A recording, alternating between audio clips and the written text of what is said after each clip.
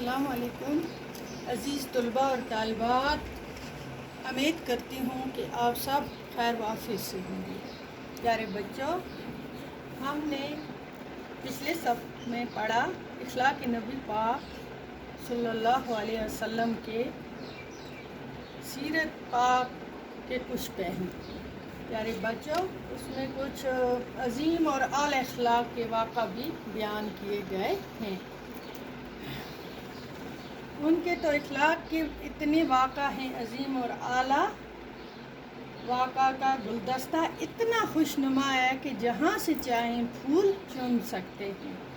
یہاں کچھ چند واقعہ کا ذکر کیا جاتا ہے۔ تو پیارے بچوں، ہم نے اس کا نثر سبق پورا پڑھا اور کچھ سوال جواب ہیں اسی سبق کے آج ہم کریں گے۔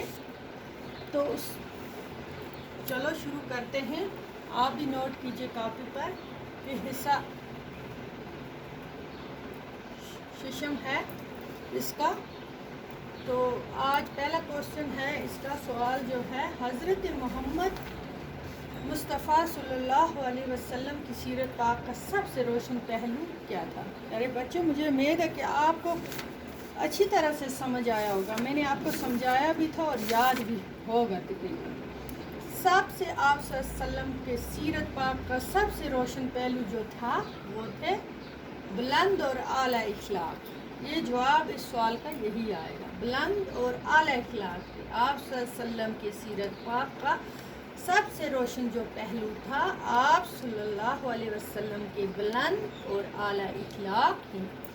آپ صلی اللہ علیہ وسلم کا خلق عظیم سب سے متاثر کرتا ہے اور عالمی انسانیت کے لیے ایک درس ہے۔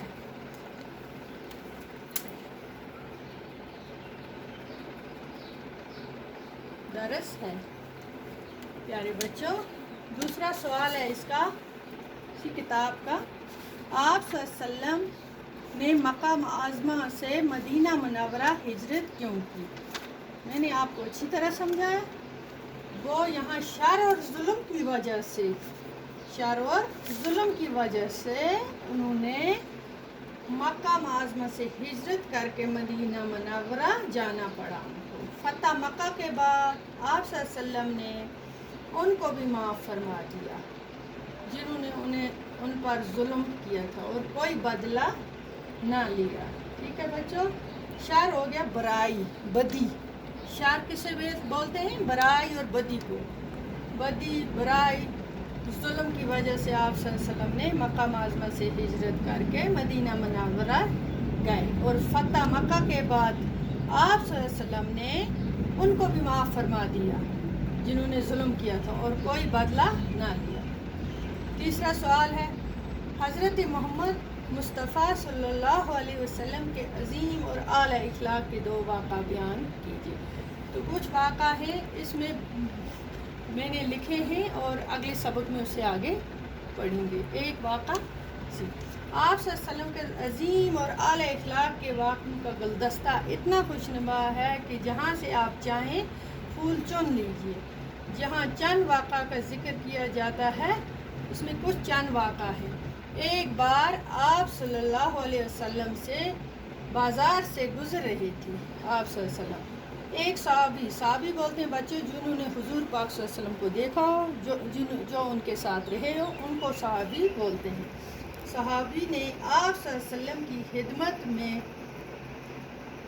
حاضر ہو کر عرض کیا، اے اللہ کے رسول مصطفیٰ صلی اللہ علیہ وسلم، مجھے آپ سے کچھ مشورہ کرنا تھا۔ صحابی نے بولا حضور پاک صلی اللہ علیہ وسلم کو، اگر آپ صلی اللہ علیہ وسلم تھوڑی دیر کے لیے یہاں ٹھہر جائیں تو میں بازار سے سودا سالم خرید کر گھر رکھ آؤں۔ کس نے کہا؟ صحابی نے کہا حضور پاک صلی اللہ علیہ وسلم سے کہ حضور پاک صلی اللہ علیہ وسلم، مجھے آپ سے کچھ مشورہ کرنا ہے۔ آپ اگر ادھر ہی ٹھہریں گے، بازار میں وہ ملے ان کو، آپ صلی اللہ علیہ وسلم کو کہا ایک صحابی نے کہ میں گھر جاؤں گا، کچھ سودا لینا ہے مجھے، میں گھر جا کے یہ سودا چھوڑ کے، خرید کے یہ سودا گھر چھوڑ کے واپس آؤں گا، تو آپ صلی اللہ علیہ وسلم تھوڑی دیر کے لیے یہاں ٹھہر جائیں۔ تو تو میں بازار سے سودا سلور خرید کر گھر رکھاؤں گا۔ حضور پاک صلی اللہ علیہ وسلم نے فرمایا میں یہیں ٹھہر کر تمہارا انتظار کروں گا۔ صحابی کو بولا میں یہیں ٹھہر کر آپ کا انتظار کروں گا، جلدی آنا واپس۔ وہ صحابی گھر جا کر یہ بات بھول گئے اور حضور پاک صلی اللہ علیہ وسلم کو بازار میں ٹھہرنے کو کہہ دیا بازار سے۔